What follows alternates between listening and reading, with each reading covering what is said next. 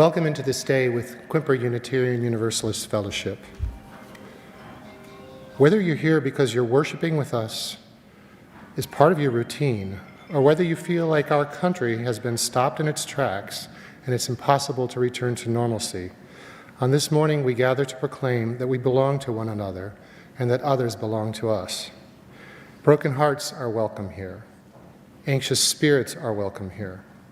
Minds whirring faster than a racing engine, uncertain what to think. Stubborn egos that sometimes trip us up, cementing us to opinions. Fragile, shell-shocked souls. Say it with me. They are welcome here. They are welcome. Yours, mine, and everyone else's. Not because this community will fix it through easy solutions or the right way forward. As a liberal religious congregation, we have something far more fragile and far more powerful than that. Our need to be together, our need to reconnect to the life-giving source that moves within and among us, and our need to make one another a little bit braver and wiser before returning to the service of life. My name is Gary Forbes, and I'm a member of the board here at QUUF. As we gather, we acknowledge that the water, land, and shorelines here in Port Townsend are the traditional territory of the S'Klallam and Chimicum peoples. We honor and acknowledge our indigenous members and neighbors and vow to help restore and sustain these homelands. If you're visiting today, I offer a special welcome and invite you to join us for refreshments and conversation in the fellowship hall after the service. We have a newcomers table near the patio doors where our greeters are ready to answer any questions you might have. Welcome to you all this morning. We're glad you're here. One announcement.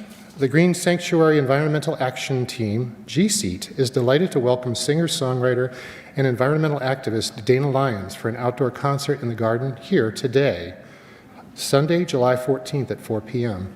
Check the weekly update for more details. So, as we gather, let us settle our minds and calm our hearts.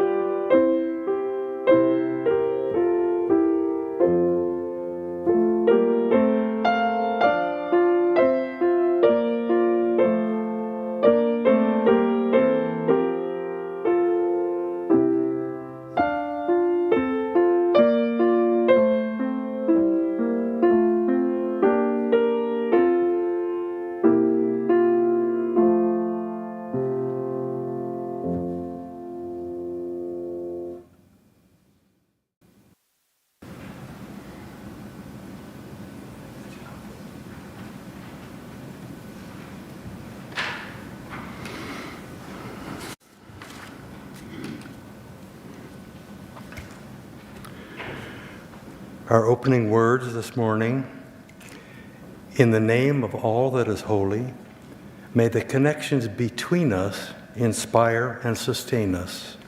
May the flame of life within us and amongst us be a sacred reminder that we are all called to serve, to grow, and to love as we continue this journey of transformation. Please join me in our chalice lighting words.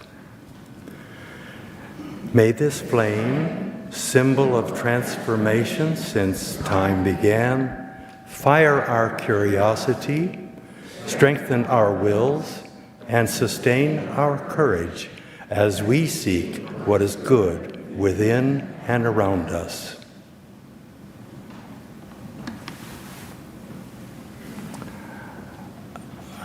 Okay.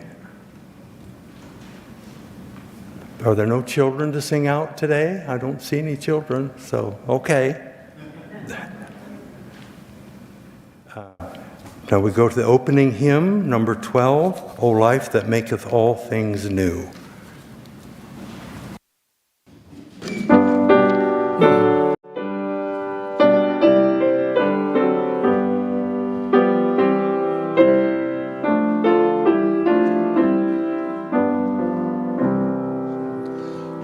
O life that maketh all things new, the blooming earth, our thoughts within, our pilgrim feet wet with thy dew, in gladness hither turn again.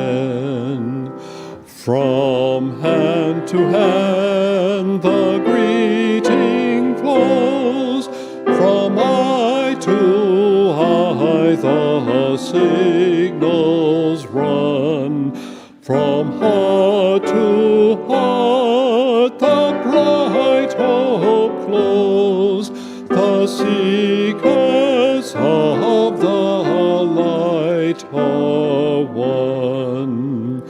One in the freedom of the truth, one in the joy of paths untrod, one in the soul's perennial youth, one in the larger thought of God.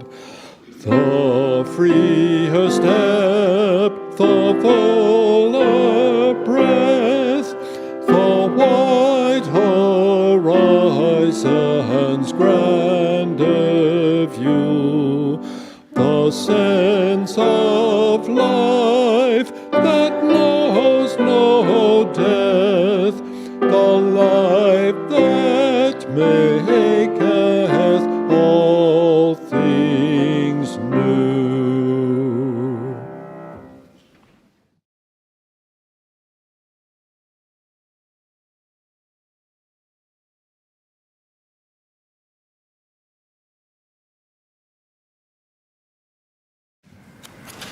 I think it's you. We're going to pause now for a time of generosity. Pull that down so you can hear me better. And where was I?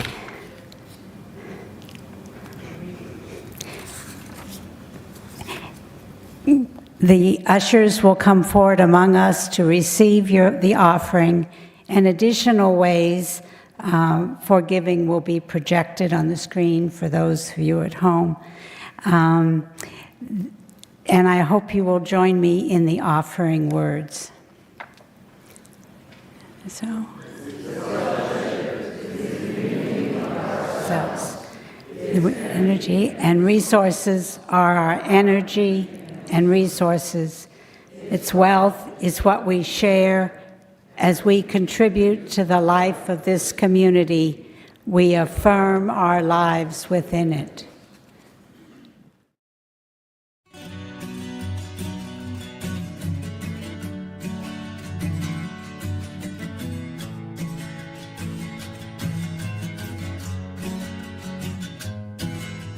Time circles round again upon the cross.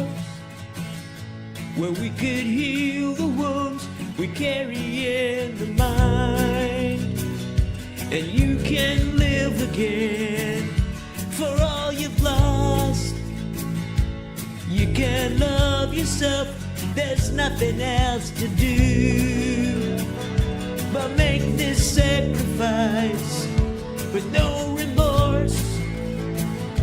For you must kill the world to make the world anew, and start it forth again. The choice is yours to rule a kingdom on a disappointed throne, or bless your enemies for what they cause has ripped you through and through and stripped you to the bone. For eternity the shell is off, and we say heaven bless the ravages of time. Circle round again upon the cross, where we could heal the wounds we carry in the mind. Carry in the mind. Carry in the mind.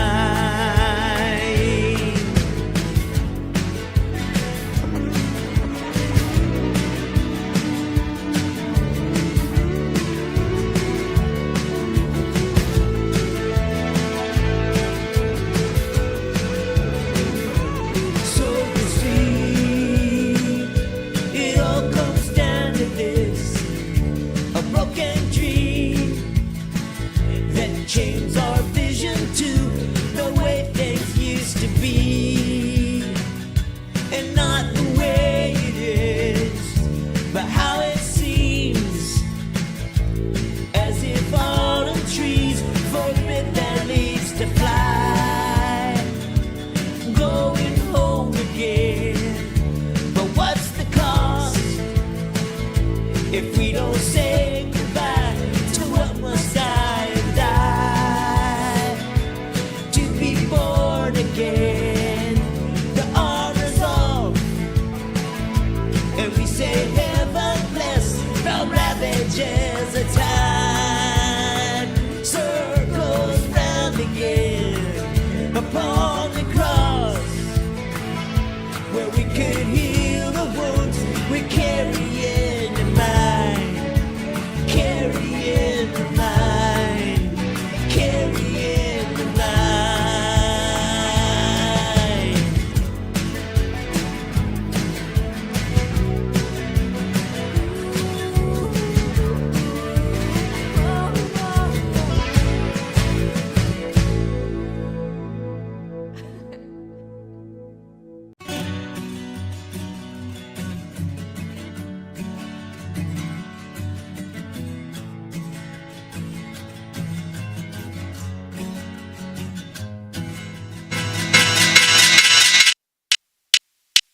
My brother, Daniel. So sorry. I practiced this so many times, and every time I start to cry. Danny was born in 1952, and he died in 2019. He was a myth singer, storyteller, ritualist, composer, and producer. Stricken by polio as a baby, he was a quadriplegic who became an early teacher about otherness and being differently abled. Although confined to a wheelchair, he toured the world with renowned soft rock band Seals and Crofts and produced award-winning albums for other artists.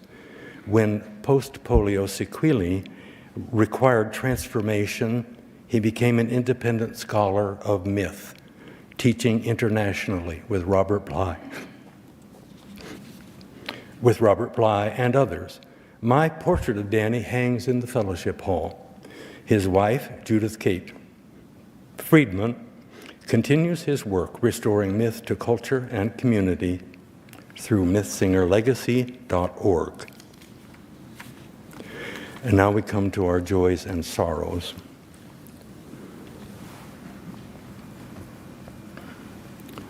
This time is set aside to share joys and sorrows. We recognize that our personal joys and sorrows are only a fragment of the joys and sorrows of the larger community of life. And thus, we place this first stone thinking in particular of other victims of polio around the world. And I guess we have no more, so. All right, we place the final stone, holding in our hearts the joys and sorrows I've just shared, but also thinking of such joys and sorrows among us that are unexpressed but of no less importance. Let us have a time for silent meditation, just a minute or two.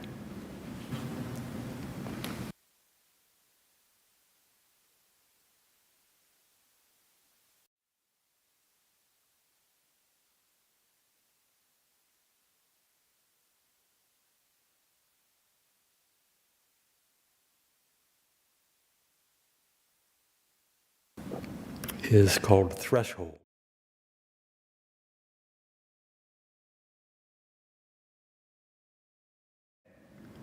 From room to room, from outside to inside, and back again.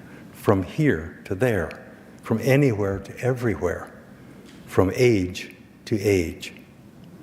Each threshold offers an opportunity for change, for renewal, for transformation, from what we were and what we are to what we can be. In this hour and in this place, we cross a threshold from our day-to-day everydayness into space and time attuned to the other, to the sacred, to the holy, into an awareness of new life pregnant with possibilities. How will we be renewed in this moment? How will we be changed by this hour? How will we be transformed through this gathering of beloved community? Come, you longing, thirsty souls. Come, let us worship together. And now we'll hear another song by Daniel Deardorff.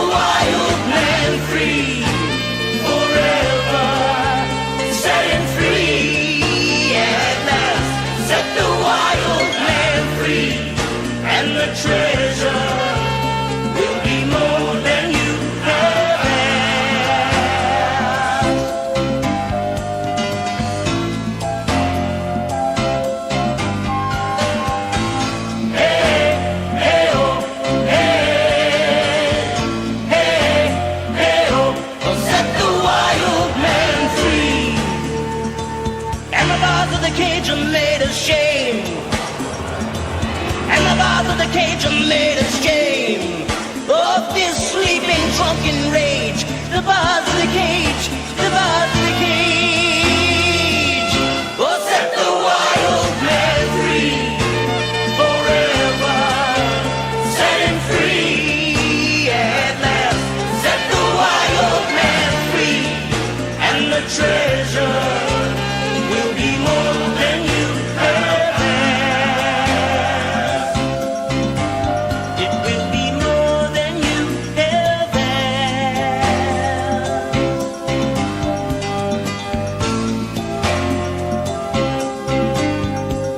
It's all that you love, all that you love, all that you love, all that you love.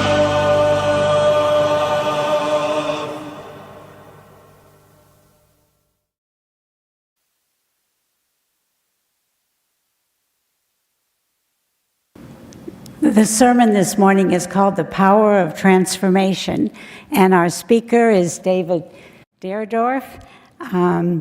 David has joined QUUF about 2 years ago. He's lived in Port Townsend for 20 years. He earned his PhD in botany at the University of Washington under Art Kuckeberg. Did I say it right? Good enough, huh? And later taught at the University of Hawaii, and then worked also with Washington State University's extension program, and also taught in the taught the Master Gardener's course here for Jefferson County. So some of you may know him from there. He and his wife, Catherine Wadsworth, have co-authored 7 successful books on gardening since 2009. Aside from being a scientist and an author, David also enjoys painting in oils and acrylics.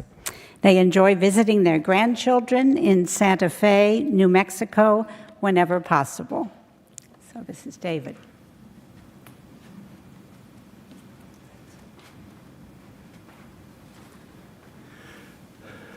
Thank you.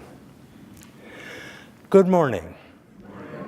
What a pleasure to see all your shining faces this morning. I've been, as she just said, I've been a member of QUUF for a couple of years now, and I'm very happy for this opportunity to speak to you this morning. Special thanks to our wonderful minister, Linda Hart, for preparing me for this moment. Here at QUUF, we promise to carry the power of transformation in our hearts until we are together again. We all make this commitment after our services when we recite our closing words to extinguish the flame of our chalice. In doing so, we covenant to use this power to transform ourselves, our community, and our world. We can do this. It's not easy, but it is doable. In addition, the brand new UUA Article 2 Shared Values Flower Image by Tanya Webster graphically illustrates transformation as one of our Unitarian Universalist shared values. Yes, and there you see it. But what is transformation anyway? Fundamentally, transformation equals change. When we change from one state to another, we become transformed. It can be as simple as falling in love.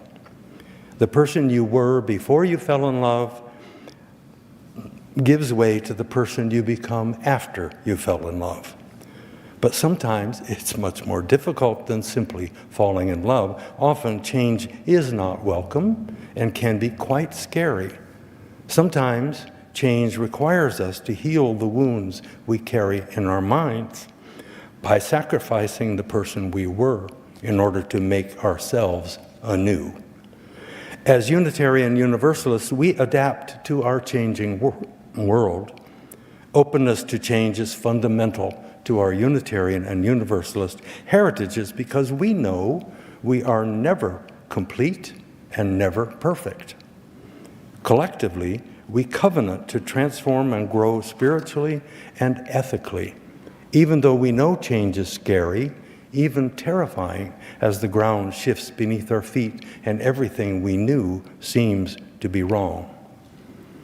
We see the power of transformation all around us in the natural world.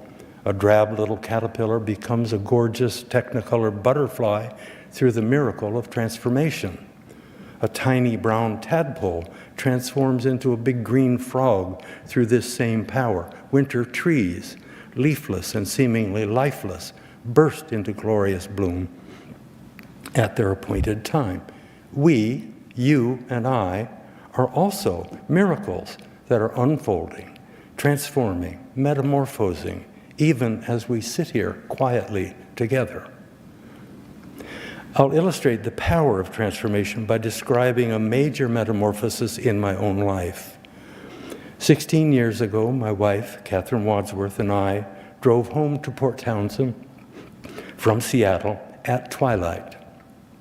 The day was gray and wet, raining hard. The blinding downpour, very heavy traffic, and the gray mist kicked up by vehicles as the daylight faded made it very difficult to see the road.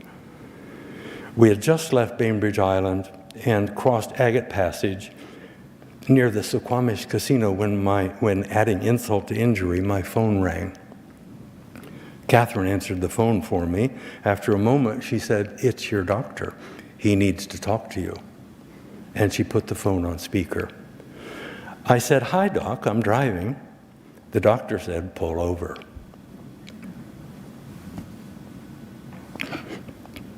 Ominous, I thought. "Uh-oh, okay," I said, and I looked for a wide spot to pull off the highway. Traffic whizzed past us as the rain pelted down, and I got off the road. I turned on my flashers, and I said, "Okay, Doc, I'm safely off the road and parked. What's going on?" My doctor said, "I have your biopsy results." "I'm so sorry, David, you have cancer." Shocked. Devastated. I was speechless. Cancer? The big C? Holy crap. Catherine, as shattered as I, said, "That can't be right. He has no symptoms." I, like Catherine, embraced denial. The biopsy had to be wrong, didn't it? How is it possible? I went straight to disbelief and asked if there might be a mistake somewhere. But the doctor insisted that I did, in fact, have prostate cancer. I asked, can we recheck the results? Can we get another opinion? My doctor, rather indignantly, I thought, said, "Certainly, I'll send your tissue samples to a colleague at Johns Hopkins." We spent the next couple of days living in denial, which, as you all well know, is not a river in Egypt. But that comfortable bubble burst when the second opinion confirmed that I did indeed have cancer. I felt terrified because my first wife had died of cancer. Memories of living with cancer, the hospitals, the radiation, the treatments, the pain, all clouded my brain. When those memories, coupled with my terror over the dark, scary thing growing inside my own body, they all coalesced into my worst nightmare. At the time I received my cancer diagnosis, I was 65 years old. I had just gotten on Medicare and was retired from my professional university career. 2 weeks prior to my diagnosis, Catherine and I had signed a contract with a major publisher for our first book. I did not dare tell the publisher about this new wrinkle in the force. If I told them I had cancer, they might pull the plug and cancel our contract, fearing I would be too ill to complete the work. We were counting on revenues from this book to help us out financially. We needed the money. For the previous 10 years, we had been homeless. Thanks to family and friends, we were not unhoused. We lived in a trailer parked in my sister's yard during the summer. In the winter, we house sat for friends at Cala Point. After 10 years, we really hoped that starting new careers as writers would allow us to climb up out of the hole, the financial hole we were stuck in. So at this point, the boogeyman of fear was driving the bus. Fear of cancer drove me to begin treatment as soon as possible.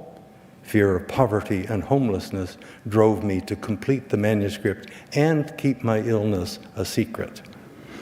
I found myself facing my greatest fear and not knowing if I would live or die. I was, in many ways, broken. When I was broken, I found myself at a crossroads where my life path diverged. I could see three different possible futures. In one future, I would be dead.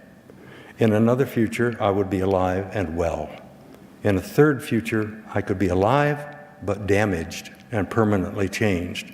The trouble was, I had to make some fast choices and had no way of knowing which future I would face. Any one of us, you, me, everybody else, may find ourselves in a dark place at a crossroads where each of us has the chance to own the power of transformation, to reinvent ourselves. The trouble is, it feels like dying, and it makes us terrified. At each of these transformative moments, we must push through our fear and metaphorically allow the person we had been to die and be reborn in a new persona. This is how we find our truest self for this specific passage of our lives. It's a lifelong labor because we all do this multiple times through the course of our long lives, whether we're aware of it or not. Sometimes the change demanded of us is major, sometimes it's minor. We continue to grow and transform ourselves either consciously or unconsciously throughout life. It's a process that occurs naturally. We can choose to be active participants in the process, or we can be passive observers. If we choose to listen to the quiet voice within, pay close attention to our dreams, and look as deeply as we are able down into the dark landscape of our personal unconscious, we can consciously engage in the power of transformation to become the person we were meant to be at that particular time in our lives. In my own journey, I needed to make some quick decisions regarding my cancer treatment. I began researching my disease and learned that every year, almost as many men die of prostate cancer as women die of breast cancer. Seems to me that's a pretty big design flaw. I'm just saying.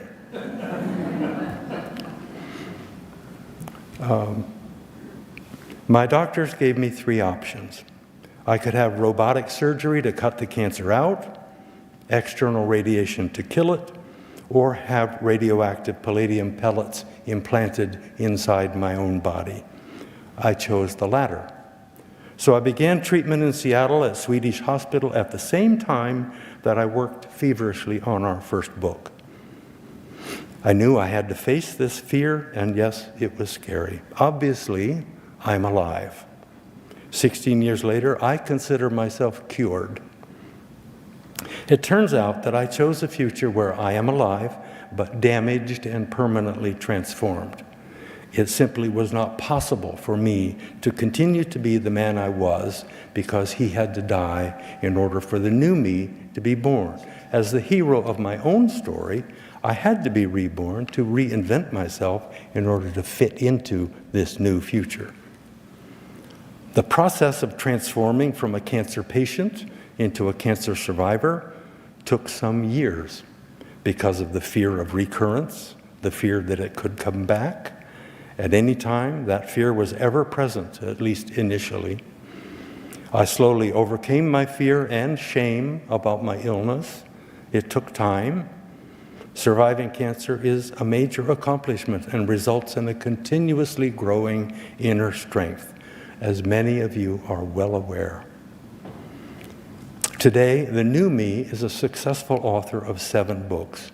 The old me never published any books. None of us has rolled off the assembly line as a fully formed adult human being. We are not machines. We are all, each one of us, continuously evolving, transforming, becoming. Many decades ago, when I was 21 years old and married for the first time, I thought I was all grown up. Well, the truth is, I acted as if I was immortal, but the truth is, I was merely a caterpillar waiting to become a butterfly. Now, I'm wondering what's next. It's possible that yet another big transformation will occur sometime in the next 20 years. It's also possible that my next big transformation will be my death. After all, I'm nearly 82 years old, and I'm pretty sure I'm not immortal.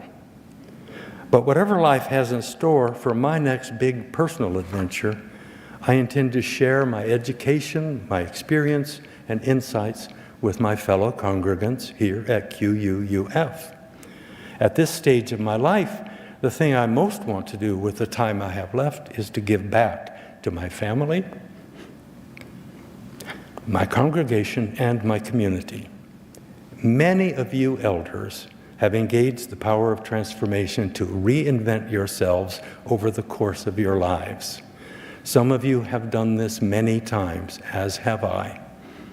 Young folks may be just beginning their journeys. Others may be right in the middle of it. Each of us, of whatever age, will have many opportunities to set our inner wild man or inner wild woman free from the cage of shame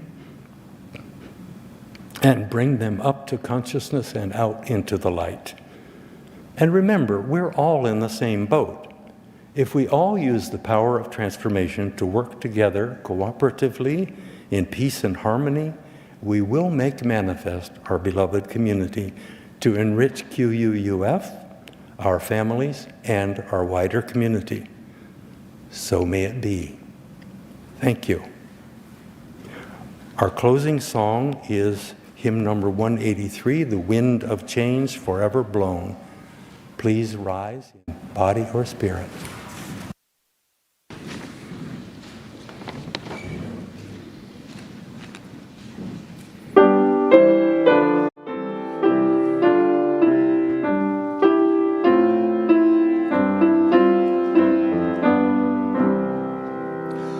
The wind of change forever blown across the tumult of our way. Tomorrow's unborn griefs depose the sorrows of our yesterday. Dream yields to dream, strife follows strife, and death unweaves the webs of life. For us the labor and the heat, the broken secrets of our pride, the strenuous lessons of defeat, the flock deferred, the fruit denied, but not the peace supremely won, great Buddha of the lotus throne. With futile hands we seek to gain our inaccessible desire. Divinest summits to attain, with faith that sinks and feet that tire. But none shall conquer or control the heavenward hunger of our soul. The end elusive and afar still lures us with its beckoning flight, and our immortal moments are procession of the infinite. How shall we reach the great unknown nirvana of your lotus throne?